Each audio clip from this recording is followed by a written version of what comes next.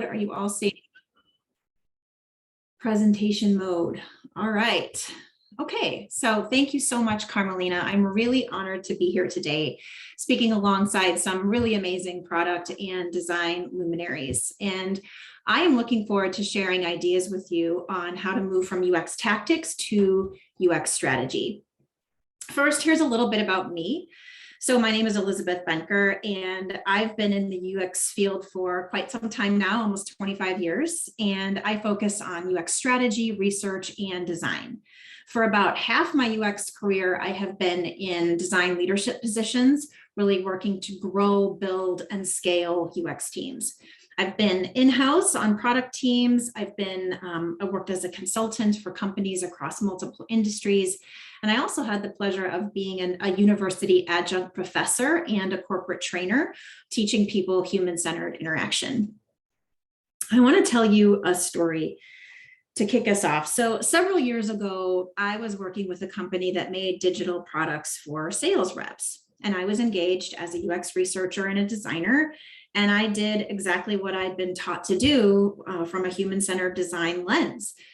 Started to learn everything I could about these users, about the products they were using, did some usability tests, some interviews, had a bunch of internal conversations. And pretty quickly, it became clear that the sales reps just had way too many individual products focused on a small aspect of their day. And it was a distraction, all those point solutions. What they really needed was something consolidated that they could easily look at that pulled this information together.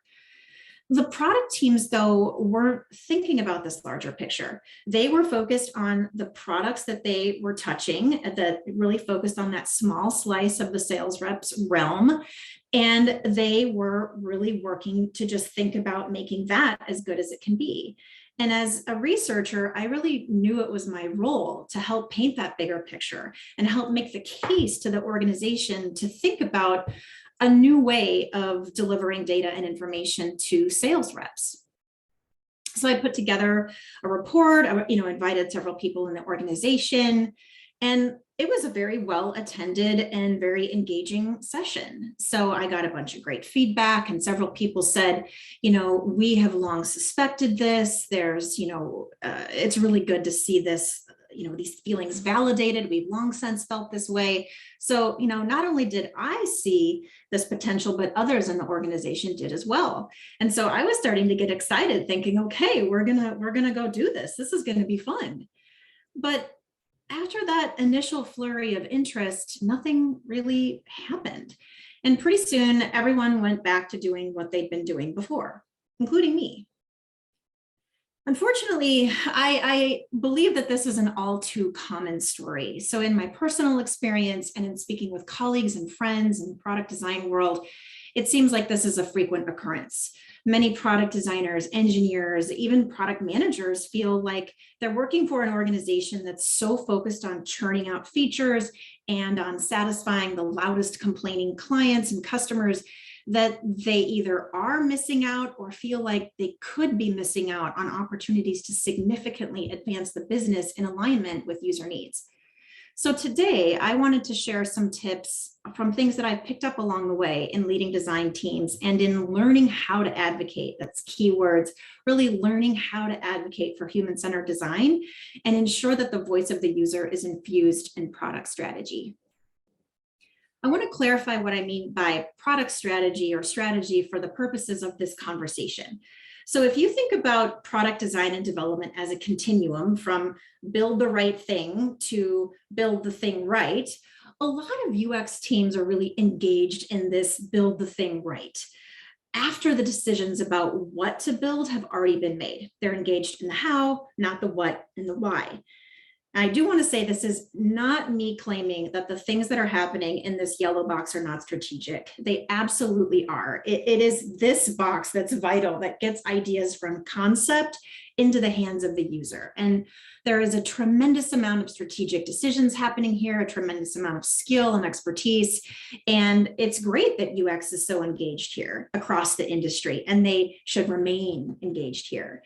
But what seems less common is that is the understanding and the expectation that UX also needs to be engaged in the green, in the build the right thing, not only in deciding how to deliver something, but also in deciding what to build and why.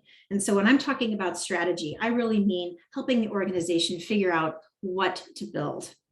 And some of the tips that I've read on how UX folks can be more strategic is by crafting a UX strategy document. And I have absolutely nothing against this idea. I think it's great. I think it helps people organize their thoughts and really get clear and articulate user needs and what users are expecting. But in my estimation, simply crafting a document isn't enough. It's the equivalent of if you build it, they will come. That's not necessarily the case. Because in my experience, strategy isn't just a document. It is a dialogue. It is this ever evolving and changing set of conversations that happen repeatedly in an organization. And it's a series of decisions that flow into one another that actually manifest as strategy. And it's really important to understand how this dialogue unfolds at your organization so that you can start thinking about how to infuse those conversations with human-centered insights. So to illustrate this, a former student of mine reached out to me a while ago, and she was feeling like she was struggling to make the impact that she wanted to make at work. And we started to have some conversations, and I was asking some questions, and eventually she revealed that she knew that there was this regular strategic meeting that happened and had product managers, engineers, business stakeholders, and that meeting was vital for determining the roadmap of products that she was working on, except she wasn't included. And she felt that she couldn't really ask to be included. And when I challenged that and said, well, why not? Don't you have things that you want to share about users in that meeting? She said, well, yeah, but there's kind of a power differential.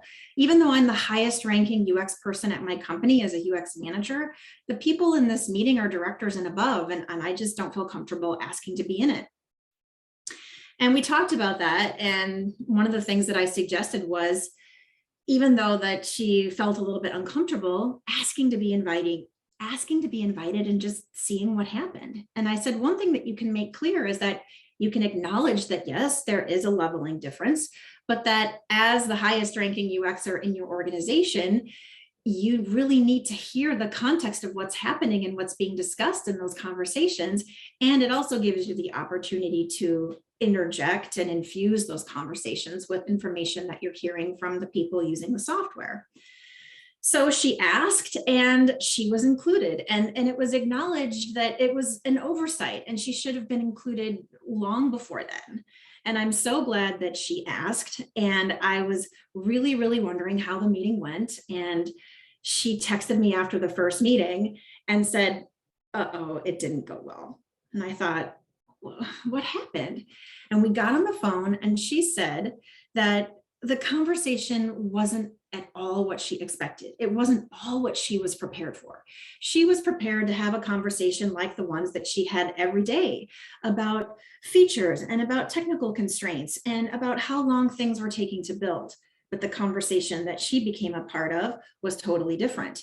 It was about business strategy and about where and why to invest and different types of market opportunities.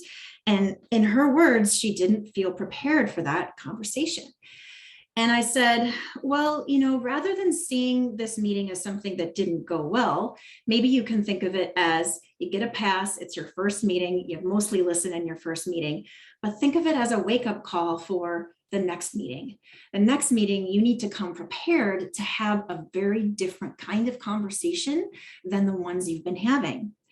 And I think some of the themes in this conversation that I was having with this former student of mine are things that many of us have experienced. You maybe don't know when and how strategic conversations are unfolding. You might not be invited.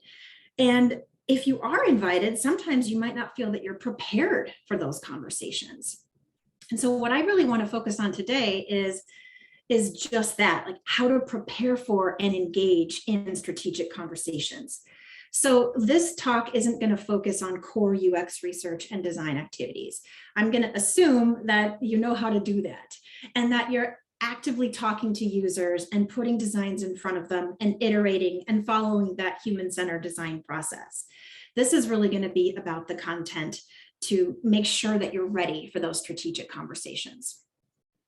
And the first thing, and I have said this to many designers in my career, and I've seen many designers literally roll your eyes. And so I could probably feel some eye rolling happening. But the first is so important. It's you have to learn the business.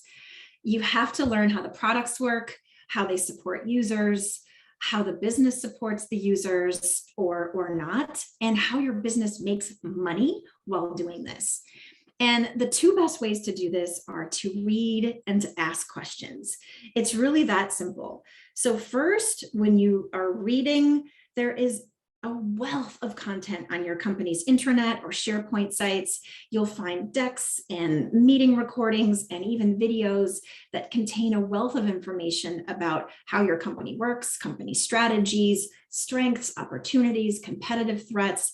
Take some time and read that information, and then start to ask questions and talk to people about it. Start with your manager, start with people that you might be friendly with in other teams, and ask them questions about the strategy and how they feel connected to it, if they agree with it or not. And as you're having these conversations, think about the information that you're getting and how this ladders up to how your organization either makes money or saves money. So I love this framework for business value by Joshua Arnold. This was created in 2002.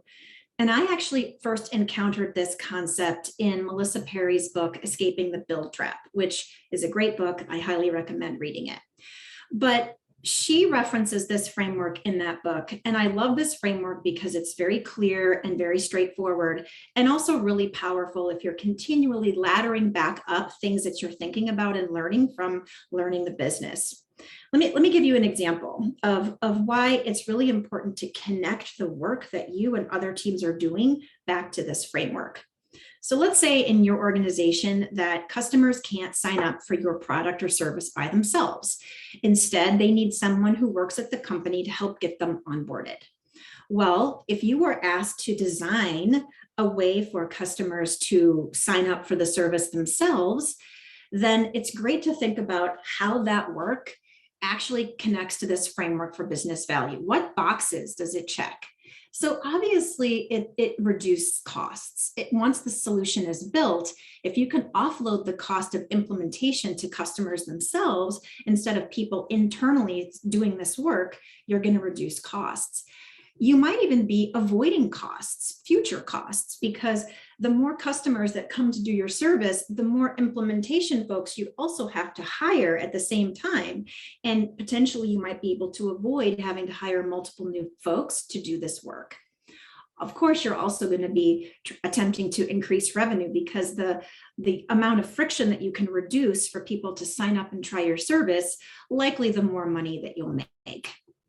So this is an example of how you connect the work that you're doing and the work that others in your organization are doing to business value.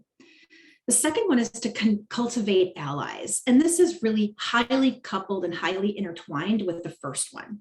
So as you're having conversations and as you're proactively reaching out to people in your organization, your goal is to build your network internally and build relationships with people internally. And also think about who is seeing the world in the way that you do. If there's certain changes that you would love to see happen in your products or services, figure out who else is also open to those changes, because they can be future partners for driving bigger change in an organization. And one hint on how to do this well is to use the skills that you already have in UX and turn them inward toward your company. So when you are going to talk to a customer or a user, you craft a discussion guide. You think about what you want to learn, and then you craft a very careful set of questions that help you learn that information, but also just make it seem like a really natural, nice conversation. Do the same thing for your internal conversations. Figure out what it is that you want to learn and craft a discussion guide to get that information. And here's some starting point questions. This is just an example set. I'm sure there's other more specific questions that you would have if you're thinking about specific initiatives at your organization. But the great thing about this set of questions is they're super broad and they can apply to literally every single person at your company.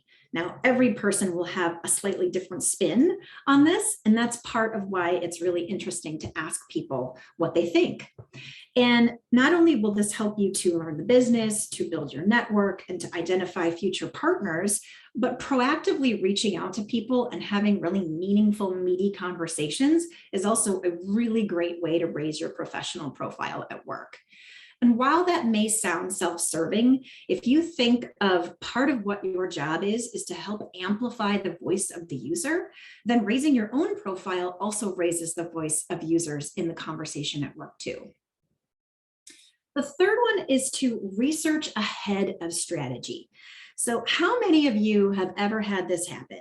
You're happily doing some work and all of a sudden you get a phone call and someone really high up and really important in your company says, okay, we have this huge opportunity. We've got this, idea to go after a whole new market or a whole new set of users. And I've got a presentation that I need to make to the board or to a really important customer next week. And I need you to put together some mock-ups.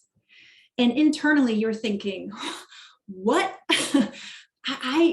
We've not been studying those people. We don't know anything about them. How can I do a credible job in jumping immediately to the detailed design phase and creating mock-ups if I don't have that context? And while that might be true from a pure human-centered design standpoint, it's not the answer that you can really give in the moment. So the way to get out of that doom loop is to be proactive and research ahead of strategy. So what does that mean? So this is an example industry solution map. So I went to a company called CB Insights to their website and I grabbed one. They have many of these for many different industries and I wanted to use one as an example. So I picked grocery store tech because I think most of us have had the experience of being in a grocery store. So hopefully this example is relatable. But what this does is it shows you a technology landscape of different types of solutions that are in place within grocery stores. And most companies don't play in all these buckets, as you can clearly see. So let's say just for the sake of this conversation that your company creates shopper feedback tools. So that means that a shopper goes to a grocery store and they buy something and then they use an app to give feedback on the product, on the placement, on the packaging, on the price, anything and everything. And then your company shares that feedback with consumer packaged goods organizations, grocery stores, retail chains, etc.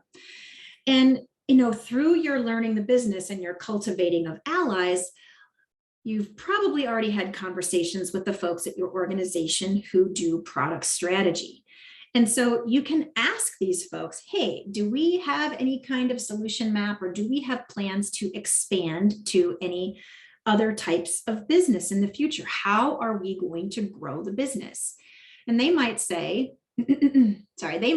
well, we're thinking about in-store shopper insights as a potential expansion area. We're already getting shopper feedback. So, we're wondering maybe we could explore getting feedback directly in the store at that moment. And they're probably looking at the business opportunity for this. They're probably exploring the technology constraints for this.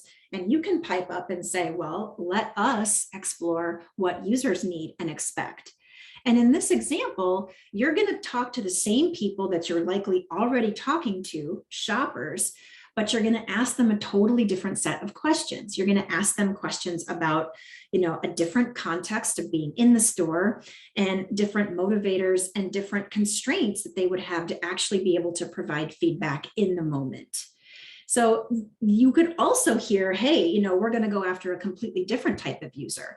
That's okay too. If it's a different user, you just figure out potentially working with market research vendors who help you find folks, Just figure out how to have some conversations, and then you can bring that data back to this conversation about how we help the business to grow.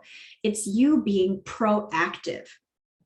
And I guarantee that, if you're actively having these conversations and you're inviting people to participate in these interviews and in the analysis of these discussions, you won't have to fight so hard for a seat at the strategy table, because you will be in possession of vitally important information to help set the organizational strategy. And you'll also know ahead of time what you need to start thinking about to create an evolved design solution, so that you don't get caught in that awkward conversation of being asked to create something with no context on the fly.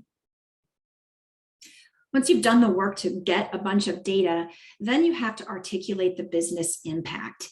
And really what you want to do is you want to speak compellingly about user needs, and you want to combine this information that you're learning with information that really clarifies what it would do if you acted on the user needs that you're learning to either save the company money or make the company money. Remember that framework for business value? It comes back here. So here's a great way to do this. You pair an empathy story with some back of the napkin math. Empathy story plus back of the napkin math. What does this mean? So an empathy story is a narrative about a single person, and it makes the pain points that that person experiences really real and really palpable. Now, behind the scenes, behind the narrative, it can be somewhat of an amalgamation or some of the persona research you might have done, but you tell the story from the lens of a specific individual. And the way that you do this, the reason why, is because it makes the story so much more relatable and so much more real, and it makes it a lot easier for people to empathize with an actual person facing a real challenge than with a depersonalized, cold persona. And then the back of the napkin math is just a rough calculation of either how much money you'll make or how much money you'll save if you can address the user need. And it's not an official financial forecast. It's really, really rough. Here's an example. So remember that the sales rep situation that I talked about at the beginning? Well, one of the sales reps that I talked to in the interviews was a woman named Sarah, and she was just a super rep. And she was continually winning all the sales awards and getting to go to the Hawaii trips every year. And, she talked about this super tedious process that she had to do every single day to get ready for effective customer conversations. And so she told me, hey, I get up in the morning and I get ready for work. And instead of going immediately out into the field, I have to go sit at my dining room table, and I have to sit there and do all this like silly stuff to get ready for the customer conversations. So what I do is I have to open up 7 different systems. So here I am at my laptop opening up 7 different tabs, and I have to do this at home in my dining room because none of these tools work on a mobile device or on the road. And then I have to look at my first appointment, and I have to type the name of that customer into the first tab and pull up that customer profile in that one system. And then I have to either copy paste or take a screenshot, or sometimes actually even retype the information in a Word document that I call my customer cheat sheet.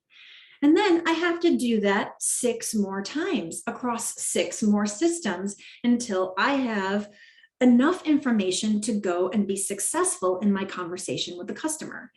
And because I'm making about 4 to 5 calls a day, not only do I have to do that 7 times, I have to do that 28 times. I have to do that 35 times. And it takes me 60 to 90 minutes a day to do this. And I said, wait a second, 60 to 90 minutes a day just to do that? And she said, yeah. And I said, do you really need to do all that work?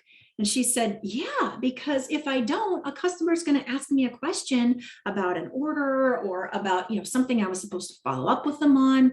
And if I don't do this work, I'm not going to have the information that I need. And I'm going to end up looking like a fool, because it's going to make it seem like I don't care about my customer, and I don't care enough to, keep up with what's happening. She said, if I didn't have to do this, I would be out in the field. And that perked up my ears. And I said, well, okay, so if somebody could create this cheat sheet for you, if you didn't really have to do this and you could just pull up the cheat sheet and review it right before a call, what would that mean for you? And she said, well, it would be unbelievable. I could just go straight into the field. I could probably make 1, even 2 more calls per day. I said, 1 to 2 more calls per day. So you would go from 4 sales calls to 6. That's a 50% increase in sales calls per day. And not only did Sarah tell us that story, but every single rep we talked to went through the same thing. They all had their own version of what Sarah did, creating this cheat sheet. And they all said that it was a complete and total waste of time. The great thing is that we at our company have all the information that we need to create these cheat sheets. And we've done some technical explorations to see what's possible. And it is. And think about the potential impact for our customers, that if we tell them that this solution will help their sales reps make 50% more sales calls, can you imagine how much their sales would go up? Because we know time in the field equates to more sales. Can you feel the difference between the first thing that I shared about these sales rep in the beginning of the presentation and the second one? Same research, same findings, same recommendations. It's just delivered in a completely different way, and in a way that gets people to pay attention and take action. The fifth one goes hand in hand with what I just explained with the empathy story and the back of the napkin math, which is to really be vocal about what you're learning. So too many times the UX team is doing great stuff, but nobody knows about it. So in many places that I've been a part of, sharing research goes like this. So you do a bunch of research, craft a beautiful report, you present at a meeting, and then you put that report in the repository, and then you never speak of it again. I know that's not what we intend to happen, especially that fourth thing, but it so frequently does in my experience and for many people that I talk to. Research can and should live on beyond the one moment when we share the report. And Tomer Sharon, who is a UX researcher, he built the Polaris research repository when he was working at WeWork, and he pioneered the concept of the Research Nugget. And in his definition, a nugget is a tagged observation supported by evidence. In my own work, I've really found this concept of the Research Nugget to be incredibly powerful, except I've evolved it to be that combination of the empathy story and the back of the napkin math. And when you think of nuggets in this way, you get the observation supported by evidence, but you also help the reader of this information or the listener of this information understand the impact or the so what. And for you as the researcher who's been swimming in interview data for weeks and weeks, the so what is likely very clear. But for someone hearing it the first time, the so what might not be. And crafting those research nuggets that combine the empathy story and the back of the napkin math can really make these much, much more powerful. So then what does it look like to write a report with these nuggets? I'm not advocating that you skip the report. I'm a huge believer in research reports. I love them. All I'm saying is think about those nuggets and craft your report with some of those key nuggets that can also stand alone outside of your report. And then think about additional ways to get the word out in your organization. Now, I am not suggesting that you do everything on this list. Nobody has time for that. Nobody. I get that. What I'm suggesting is to pick a few different channels that you think will work really well at your organization. One of my favorites, and the reason why it's listed as the top, is Slack. It's really low effort. And I did this at a company. The first time I did this, I could not believe how quickly it took off. Just created a channel for UX research and started popping in these nuggets. And I was amazed at how much, engagement it got. We had people joining the channel all the time, including C-suite folks. putting emojis on the stories and asking questions in the Slack channel. And even better, I found out that people were repeating the nuggets in meetings where UX wasn't even there. So that meant that these nuggets were doing their job. They were permeating the organization and permeating the dialogue in a way that a single report just can't. The last tip that I want to share with you today is to get comfortable with being uncomfortable. I realize that a lot of the tips that I've shared in this presentation really require you to behave differently and to put yourself out there. And I know that that is not easy. It's scary, it can feel awkward, it can feel really risky. I have lived all of those feelings and I get it. In fact, I was talking to an executive coach a while back, and I was saying that, I was just really struggling with continually putting myself out there. It felt tiring and it did just feel scary. And she gave me some advice, which I will never forget, which I want to share with you now. And she said, Elizabeth, if you want to get an organization to work in a different way, you're essentially choosing the path of a pioneer. And you could make a different choice. You realize that this is your choice. You could choose to just work in the way that the organization always had, and that's a viable choice. But it doesn't seem like that's really what you want to do. So if you're choosing the path of the pioneer, know that you are not choosing the easy path. And if you're going to do this, you have to get comfortable with being uncomfortable. And something just clicked in my mind, and I knew instantly that she was absolutely right. And even though it's really hard to put yourself out there and ask to be invited to those meetings and pipe up, do it anyway. Because the more that you work that muscle, the stronger it gets and the easier it gets. And your users and your future career self will thank you. So back to my sales rep story to close things out.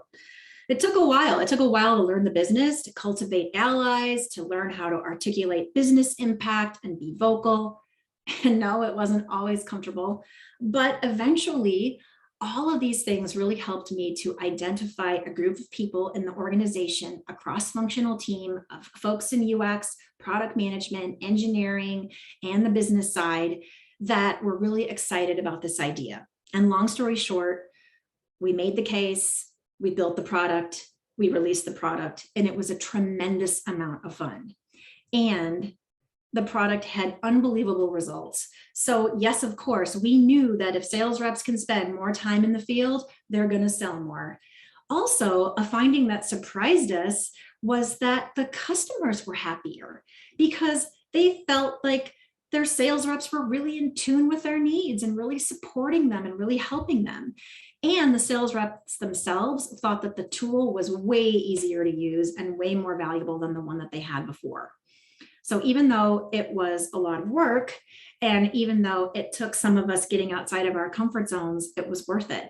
It was worth it to figure out how to work within the organization to take action on the ideas stemming from product design and product research rather than just let them go.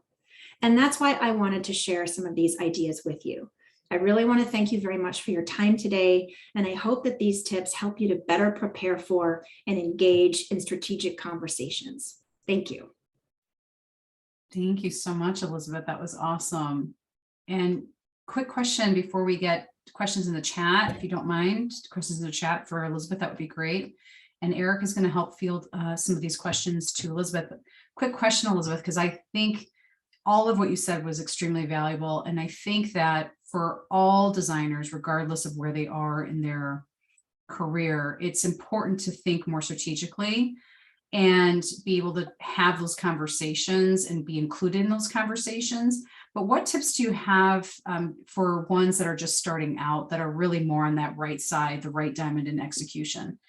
Those research nuggets that you talked about, how do they get those research nuggets themselves?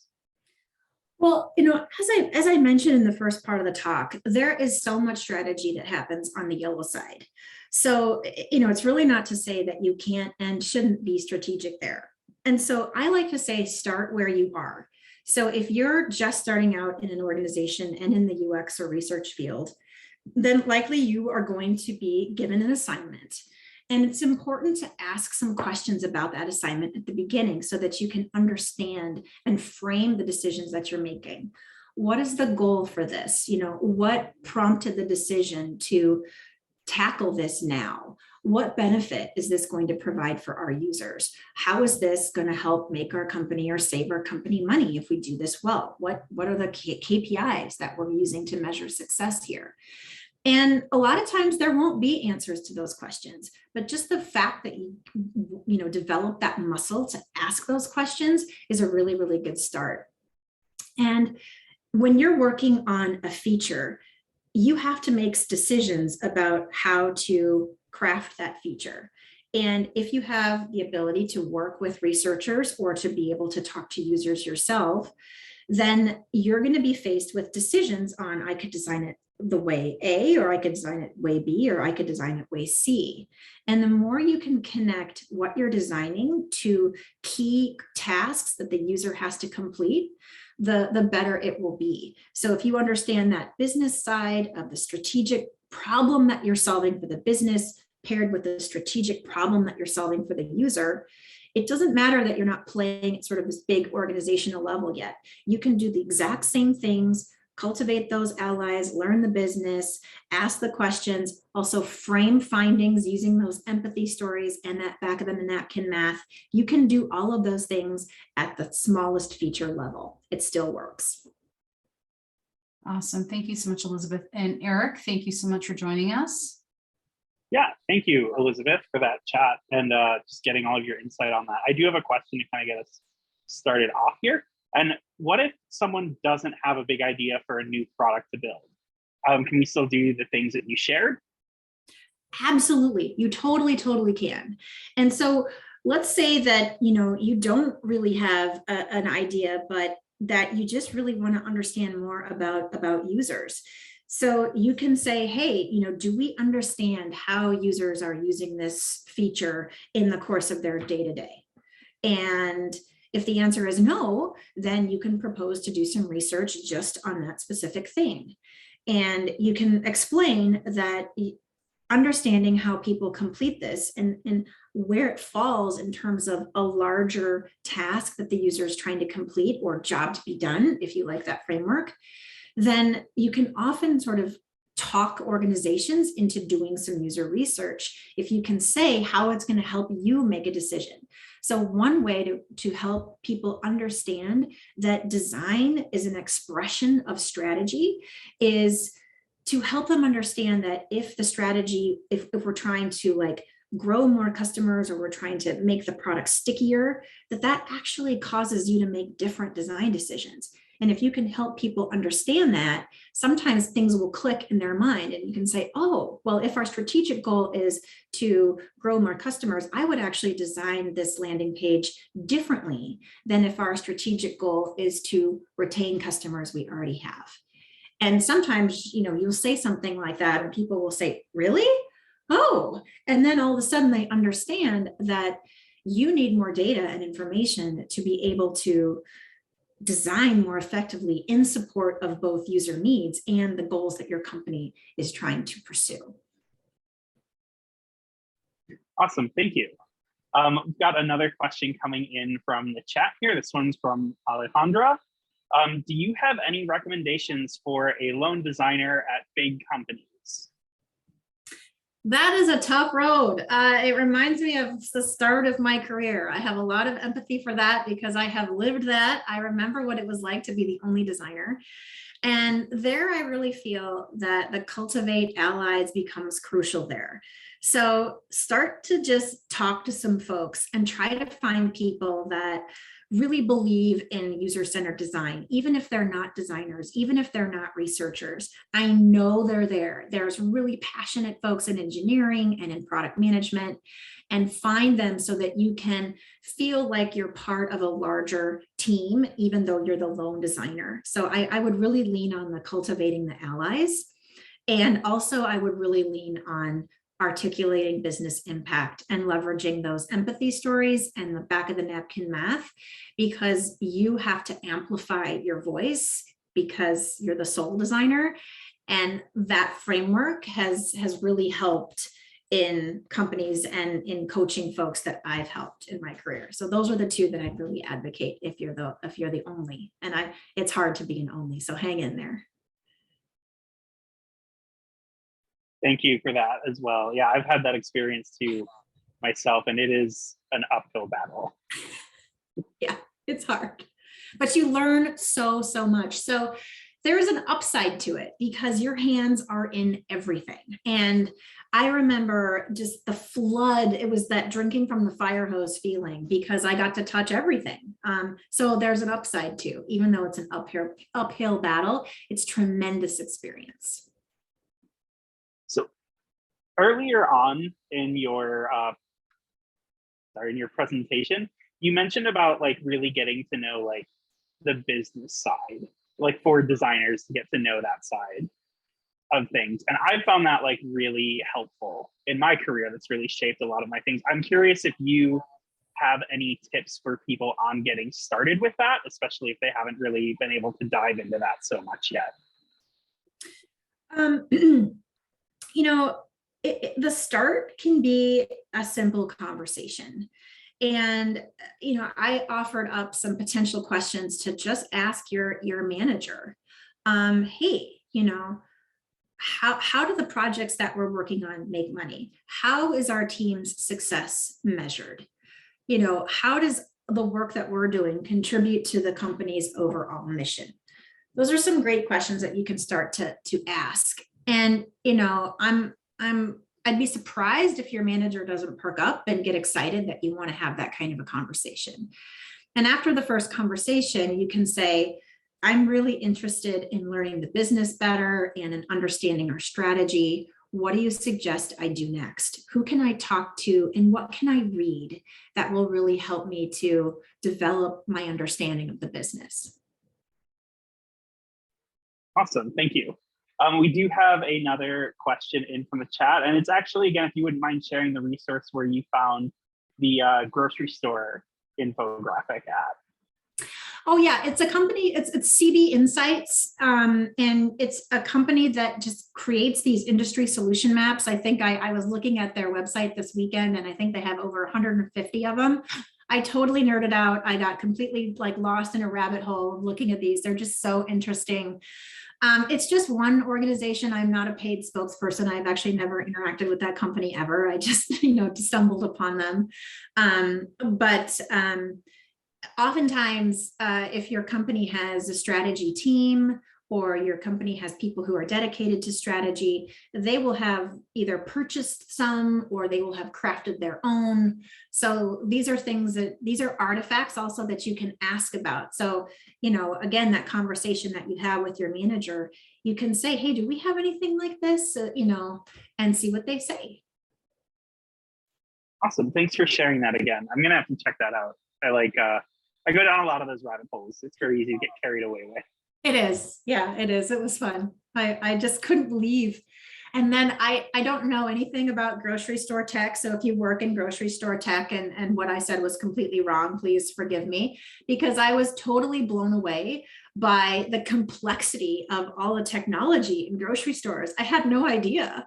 I kind of felt like, ooh, Big Brother's watching me and I didn't know. So it was fascinating. Thank you. Carmelina, did you have any other questions that have come up? I don't think so. I think we are almost at time. Elizabeth, thank you so much. You've been awesome. And this topic is so critical for every person in tech, right? To think more strategically. So thank you so much for the tips. And we look forward to having you at the mixer, right? Yes, I'll be there. Very happy. Thank you so much for having me. It was a pleasure. Thanks, Elizabeth. All right, so I'm going to go ahead and share my screen quickly and just let all of you know the agenda. So we just saw Elizabeth speak. We have our panel discussion coming up next in about less than 15 minutes. And I do believe strongly, and I know I've said this a few times, but for those that have just joined, that burnout is a real thing. So we're going to take a break and we'll be back at 1 o'clock Pacific time. We'll talk to you all then. Thanks.